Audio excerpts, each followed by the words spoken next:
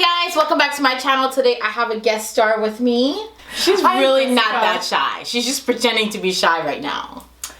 I just need a moment and a drink. I'm Jessica, I'm Mimi's friend. This is my friend Jessica, and I thought about doing a video of marriage myths, so things that we always see people think what marriage is, and I thought what better to ask than my married friend here. So, okay, Jessica, you've been married for how long?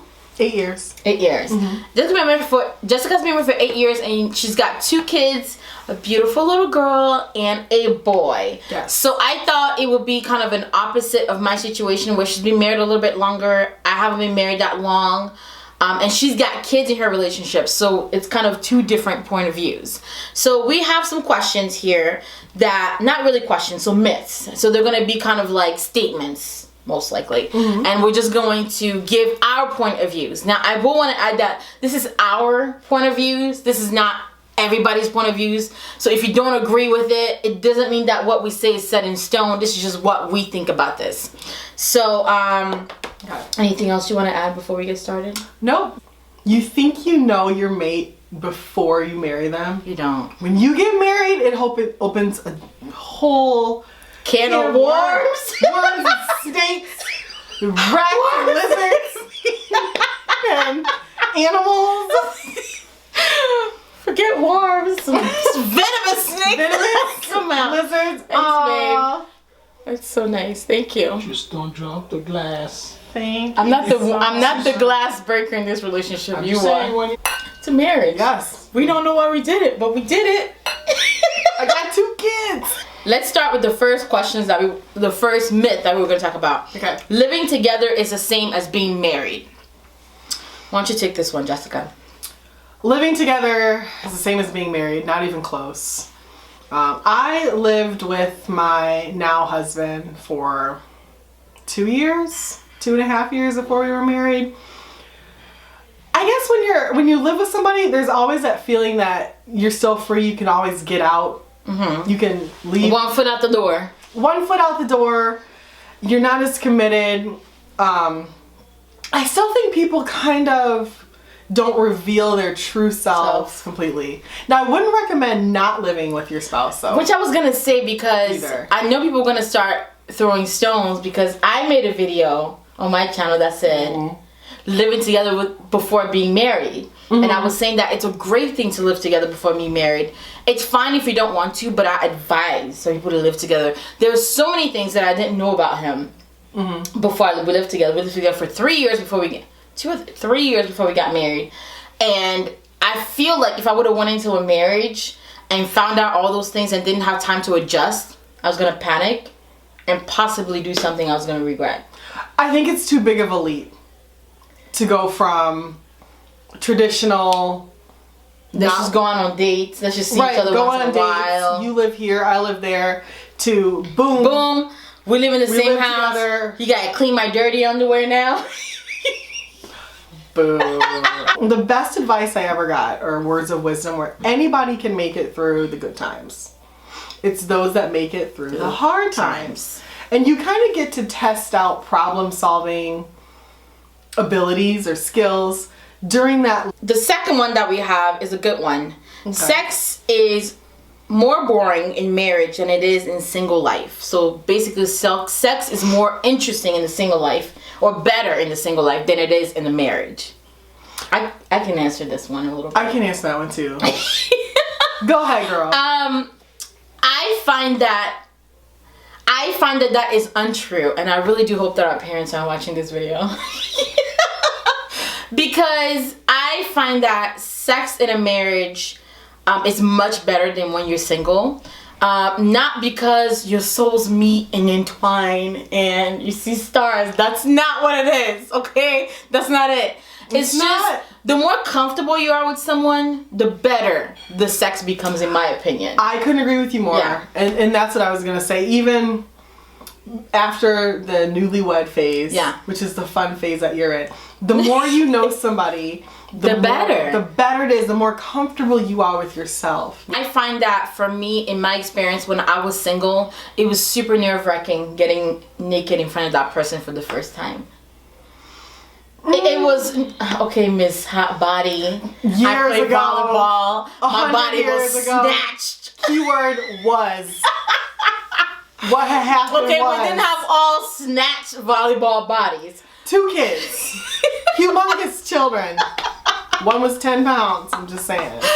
For me, it was very nerve-wracking to be, even though you feel confident in your body and you know you look good, there's always that moment right before you have to take off your clothes in front of this new person where you're like, oh my God, what if there's a dimple in my booty that I didn't know about?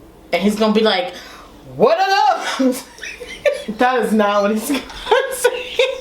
And I find that when you are comfortable, everything is so much more enjoyable. You're not worried about, that little dimple. He's seen it.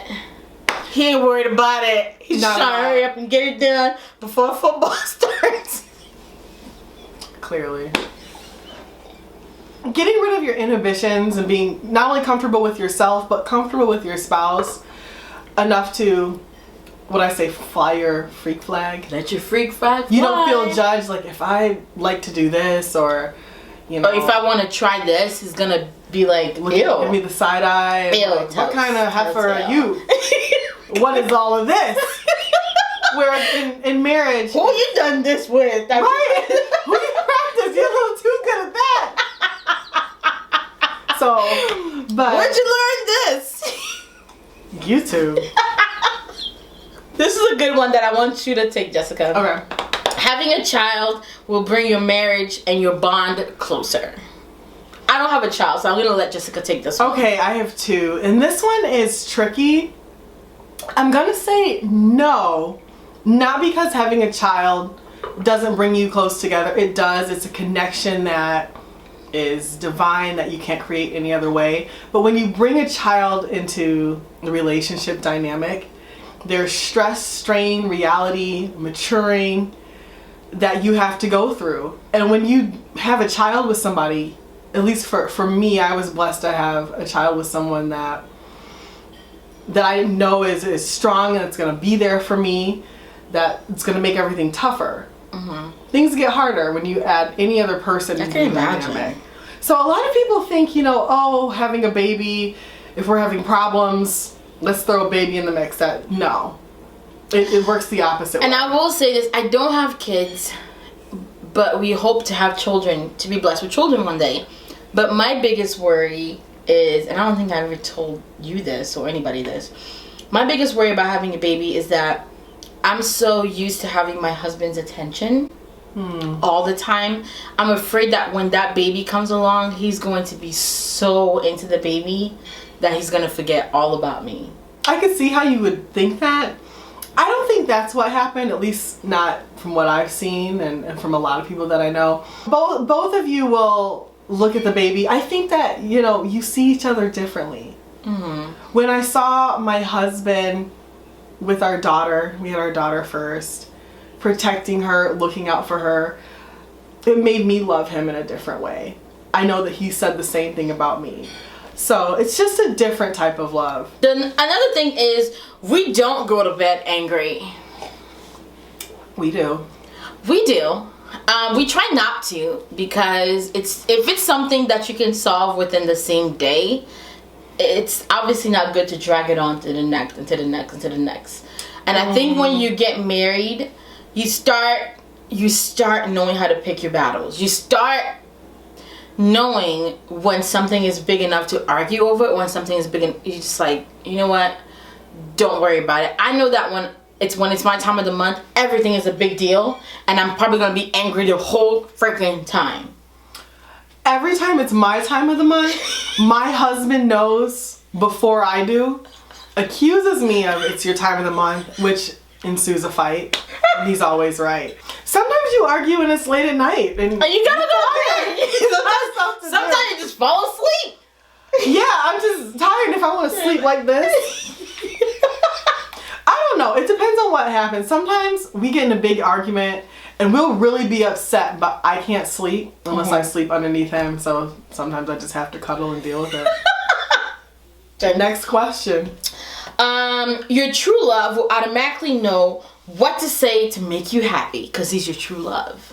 Your true love will automatically know what to say to piss you off. Piss you Because off. he will know you Better than anyone else. And he knows how to push the button. Push it. Push it. Beep. Beep. This bothers you. Beep. I'm gonna say it. I'm gonna say it. Maybe that's just me. I don't even think they push the buttons on purpose. I don't think anyone I pushes think buttons that on purpose. men just don't. I'm gonna say this from a woman point of view. Men sometimes don't realize that sometimes the stuff that they say isn't right or it's hurtful. I don't think they know. I think they're completely clueless. And then when you tell them later, what you said really hurt my feelings, they go, really? That hurt your feelings? I think that happens in the beginning. But at some point, you should learn like what hurts feelings. I've learned how to argue with people. I never say things that, unless I don't like you, then I'm just gonna tear you apart. But if I'm arguing with a good friend, or if I'm arguing with my husband, and I think that's why I'm a quiet person. Because when it's time to set off and go, I shut off and think. That's a good habit to have. Yeah. Most people have to learn that. But my husband is the opposite.